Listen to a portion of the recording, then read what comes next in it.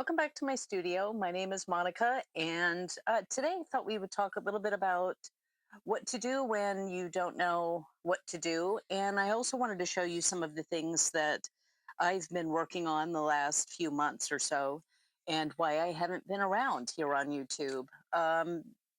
So, back in July, I decided to take a break.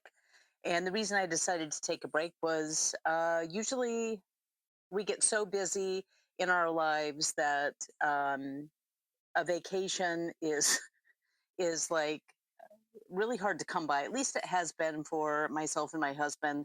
Um, and these last 3 years have been really tough as far as our schedules, especially his and his deployment and things like that. So um, I just wanted to kind of take a step back. I mean, we had to cancel all of our camping trips this year. So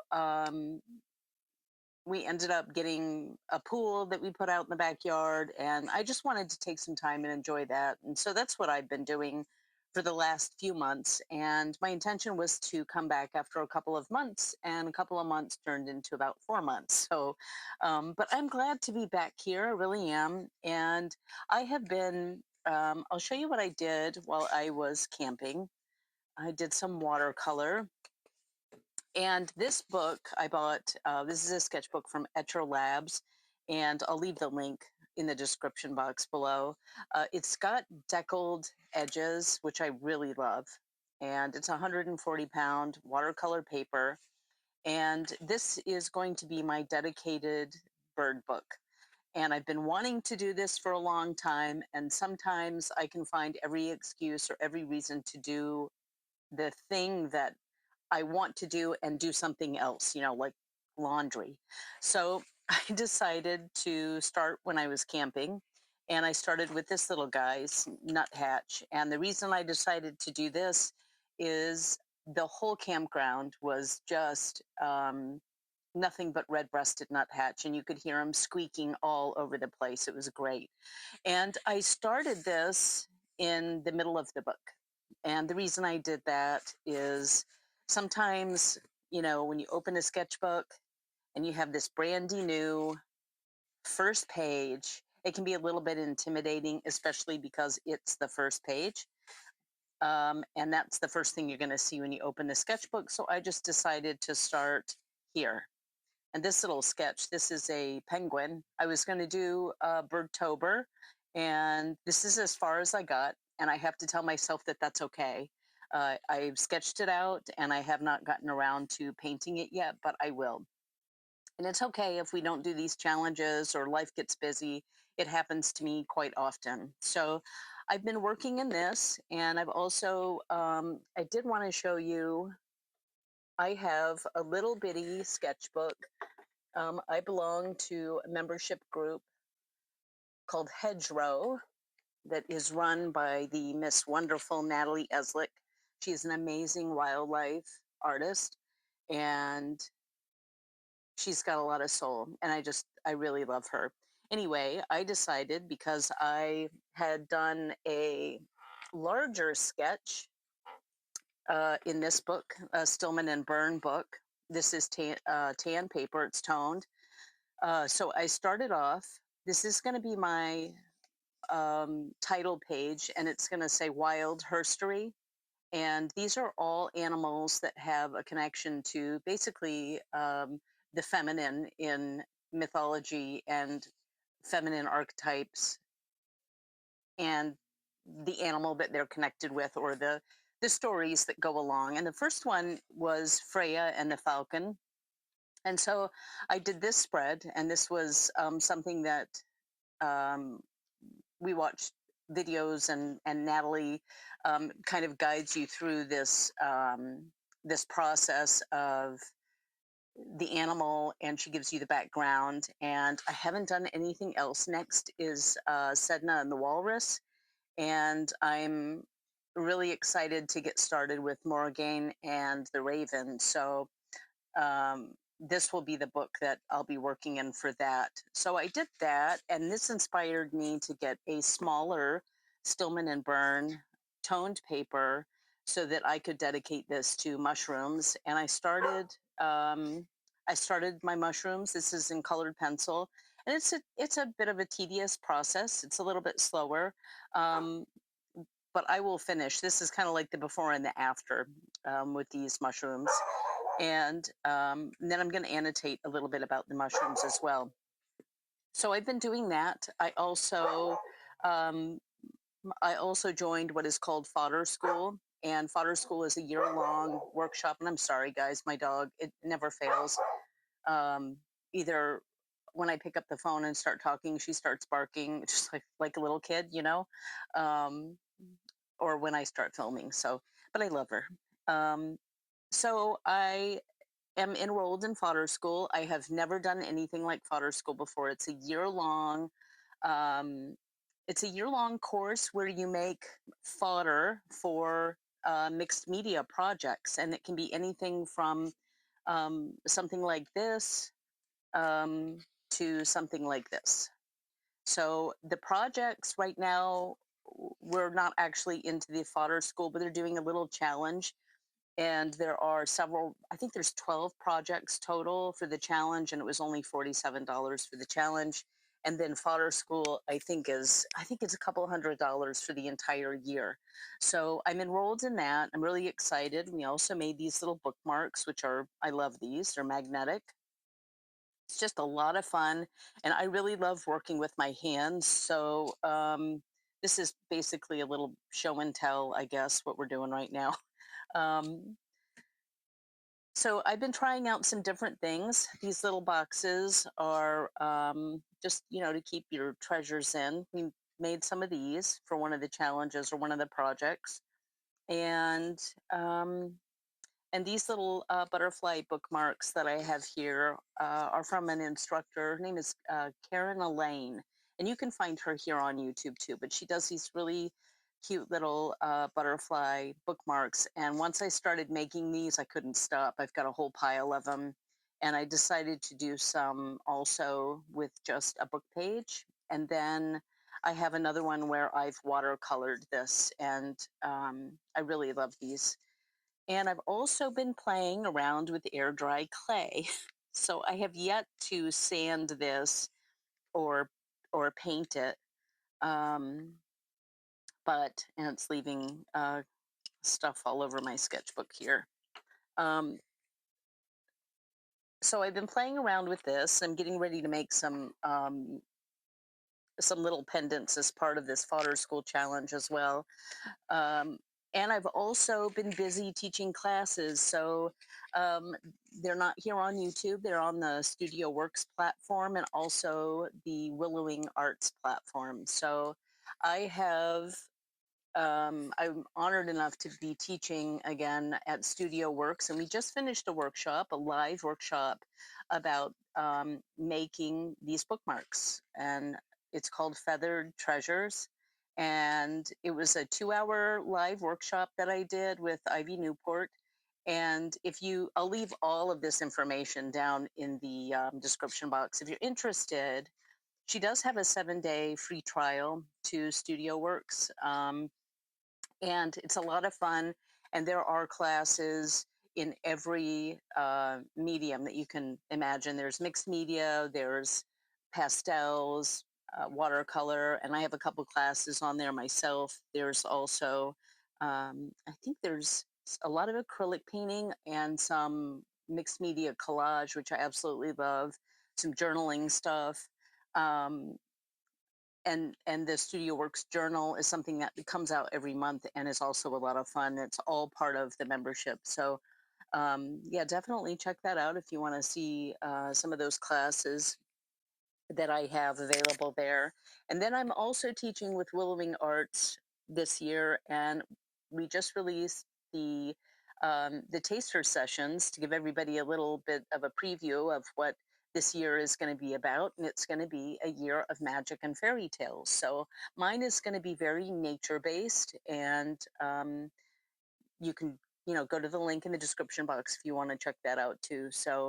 Um, so that is what I have been doing over the last few months. And it's funny because I wanted to do a video about what to do when you don't know what you want to do.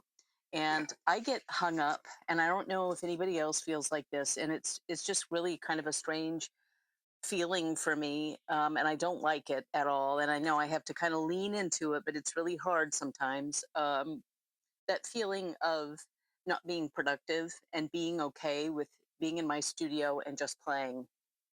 I wanted to give you some ideas as far as what you can do and what I'm going to do today. I have just received this, not just received, I've had it for a while. I ordered it and haven't used it yet. And it's a set of gouache paints. And I don't know if you have one of these.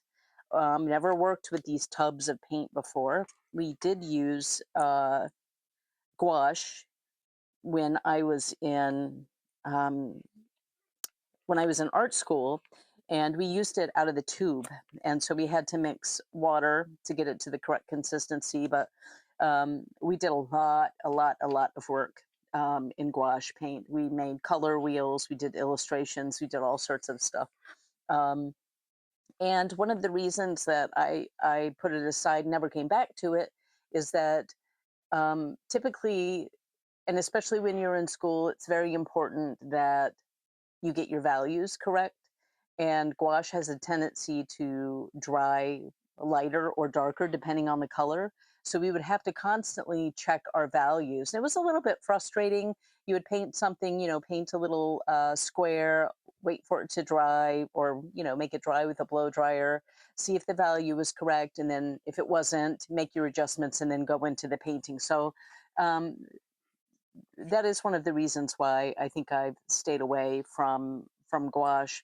But I want to swatch these out today, and I think what I'm going to do is, now that I think about it, I think I'm actually going to switch my sketchbook.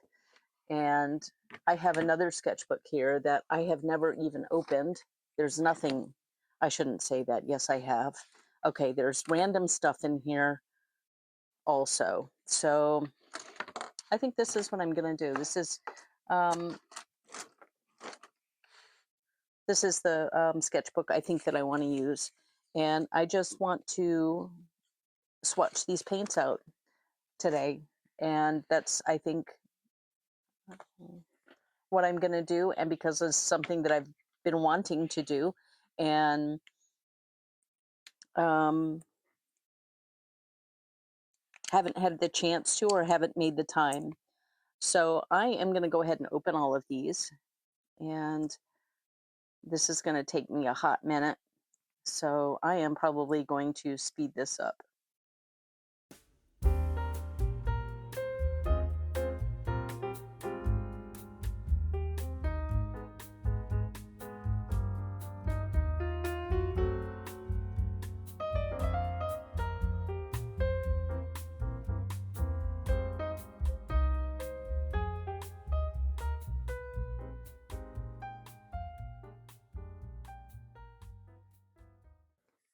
Okay, so that was quite the workout there, trying to get those things off. They're glued on pretty well, and then these overlap each other, so you have to pull them out, and it takes a couple of seconds to do, so just be prepared.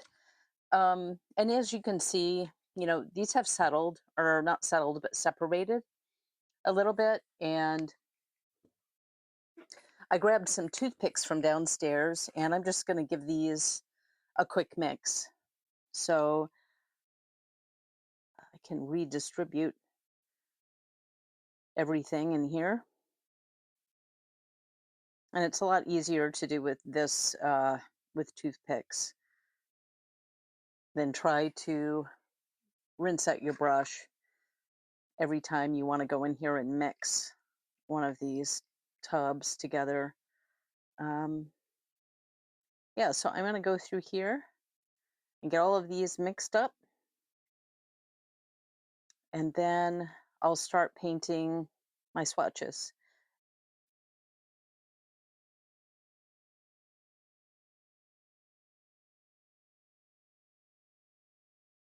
Okay, so I think we're finally ready to paint. So I got all of these mixed up really good with the toothpick. And when I would pull the toothpick out, I would have this big blob of paint on the end of the toothpick.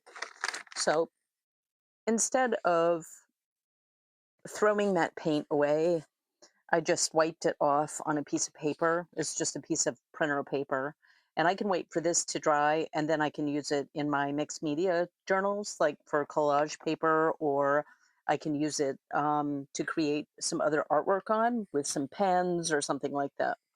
And so I'm going to set this off to the side before I get any more of it on myself. So I'm probably going to just go right out of this palette and not even put anything on the little plastic palette that they give you. But there are a total of 24 colors. So I'm going to try and do all of these on one page. And then I'm going to use this other page probably just to play around with some ideas. So I'm just going to start. And I know I'm going to do 6 across and 4 down. So I just have to be careful how I'm doing this. And I don't think that you can, yeah, you can see. So I'm going to paint just a little square. I feel like I'm back in school again. We painted so many of these.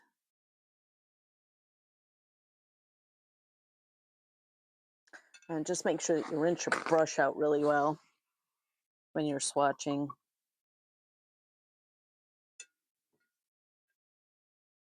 I will say these have a nice consistency so far. I mean, I'm sure some are going to be a little more transparent than others, like this yellow.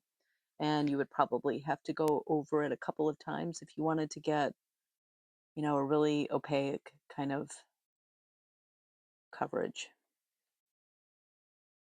So I'm going to speed this up probably, and then when I come back, we'll talk about what else we can do with these swatches.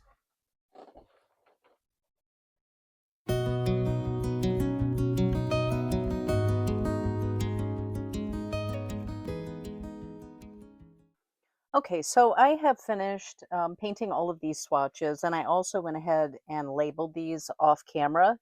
And it's actually been, I think it's been a few days since I did this, and I reopened the box, and the paints still look pretty good. They don't look like they're dried out or anything. The next thing I wanted to do is pick some of the colors that I like and some of the colors that a dark and a light version. And I've got all of these pens here. I have this cup of gel pens, and these are all jelly rolls, just a variety. And then I bought these pens the other day, and I thought it would be cool to test these out on top of the gouache. And these are a variety sign pen pack, and it's made by Pentel.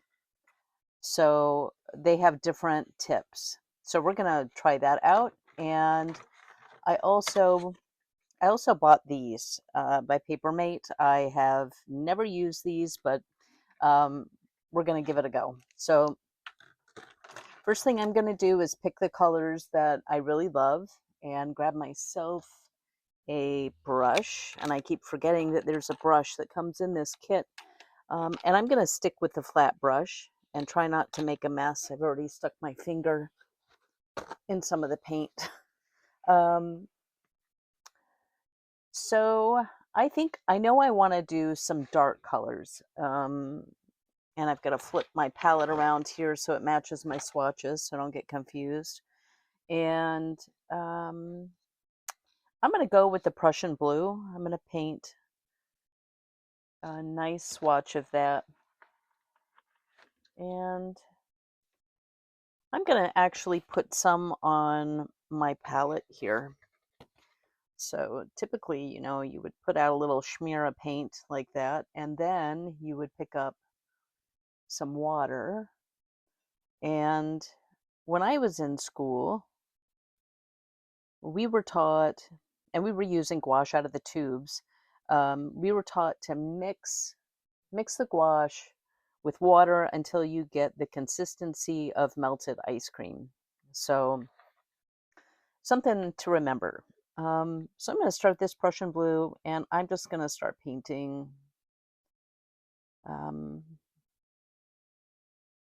some big swatches. And I'm going to make these bigger than over here because I don't have to fit in, 24 colors. I'm just going to pick the ones that I really like. And if I feel like these are too streaky, then I'll go over it again with another coat when it's dry. But I'm going to speed this up, and I'm just going to start swatching out the colors that appeal to me.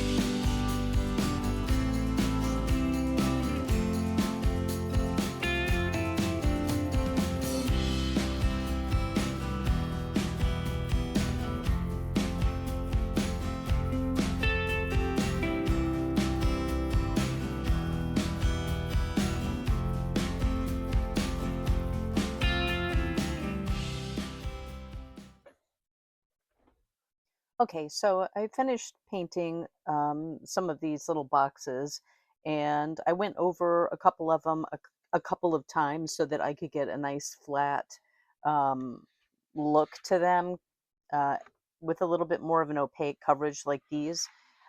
Most of these I mixed with water just to see how they would react, and I actually like working with them out of the tub better than adding water, unless you're going for a watercolor kind of a look where everything is transparent and you want to build up layers. Otherwise, if you're working in a more graphic kind of a style, I would suggest just going right into the tub. And you may have to loosen it a little bit with water, but you want to keep the paint pretty consistently thick. And this down here, I just grabbed paint out of the tub. I wanted to see how it would mix. And I made a couple of little notes because I will no doubt forget by the time I come back to this paint set um, what I thought. So it's always good to write stuff down. And now I'm going to grab my new pens, and I'm going to just start doodling on top of these.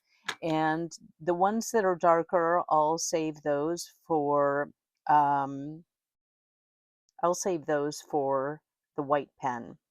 And something else, now that I'm thinking about it, I think what I'd like to do is grab some more gouache paint and go on top of some of these just to see, um, for my own benefit, how these are going to work.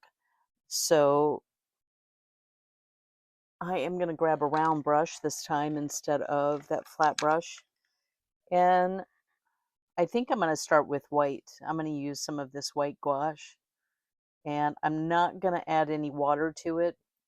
Something else that I need to write down before I forget is that um, when you add water to this gouache and you're going over a wash that you've already laid down and you're adding a second layer, it does reactivate. It's much like watercolor. So you're going to reactivate your bottom layer and it ends up picking up paint. So I need to add that note to myself somewhere just so that I can remember. Okay, so I might just make some squiggly lines and see what this looks like.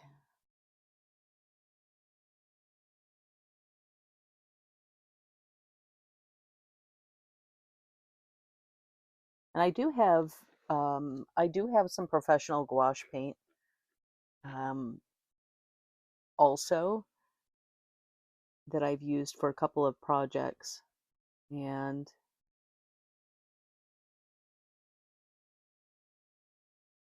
I just want to see how these hold up against that.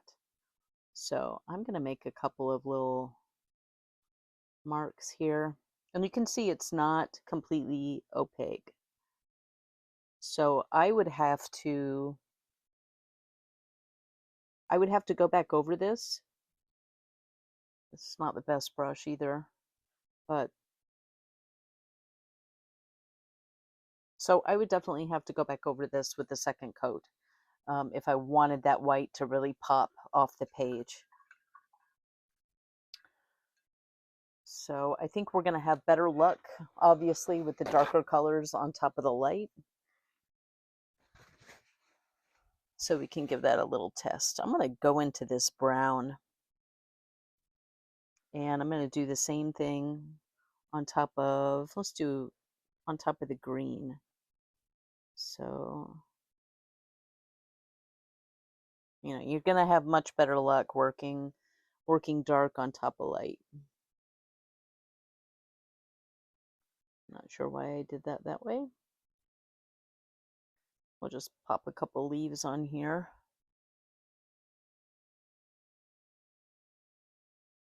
So that it looks like something.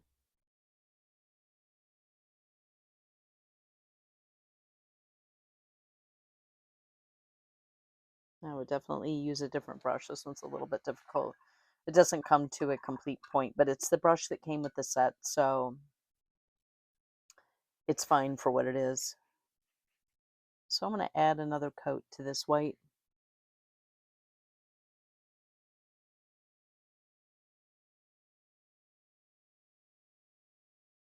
So yeah, you would definitely have to just add a second coat.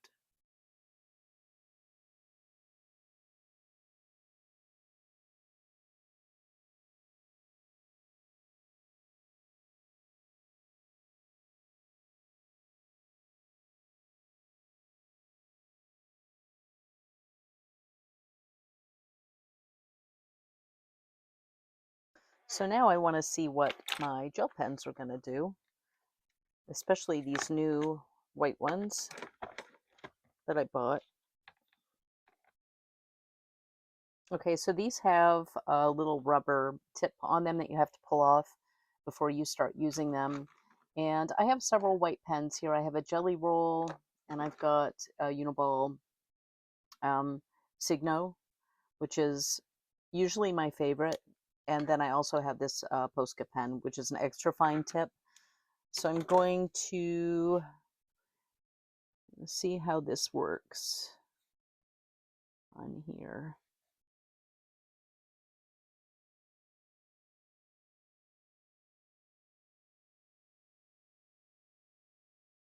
So you can see what's happening.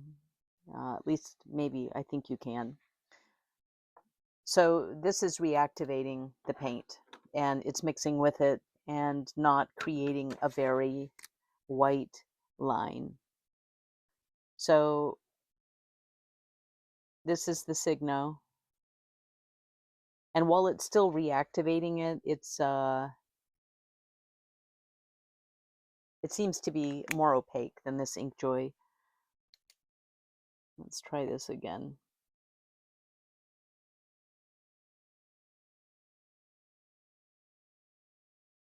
Yeah, I feel like this could possibly be, it's a finer line, but this could possibly be frustrating. And I don't like the way that it goes across the gouache. And the Signo is thicker. It's got a thicker line. You do have to wait for it to dry before you add another layer of pen on top. So let's see what these, the Pentel does, or the Posca pen, not the Pentel.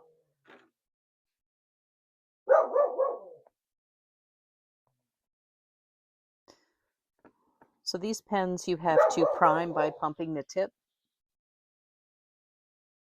And make sure that you give them a good shake, but be careful you don't fling paint everywhere like I just did.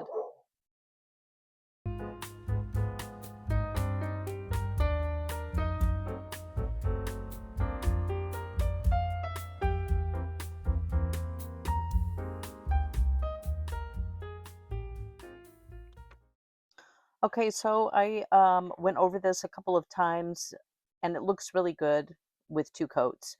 And this is just all for my reference, and I'm just going to keep on doodling, and I will write down the pens that I'm using. And unfortunately, these don't look like they're okay. Some of these pens are labeled. We have two brush sign pens, and yeah. So I will try to keep these. Yeah, I'll try to keep these as labeled as I can. I'm not sure how I'm going to do that. I don't know how to differentiate from these, but I'll give it a go, and I'm just going to keep doodling, and then we'll wrap this up.